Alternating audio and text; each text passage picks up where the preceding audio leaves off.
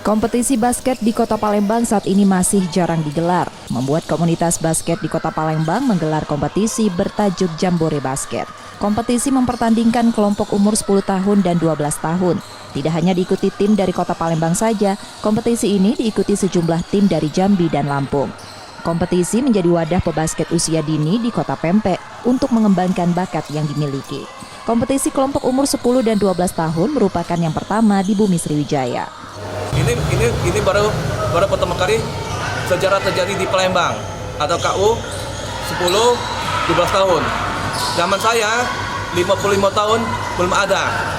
Inilah wadah untuk anak ke depan. Dan lagi kemungkinan besar tahun depan masih ada lagi. Inti ini apa? Menambah wawasan anak-anak gitu loh.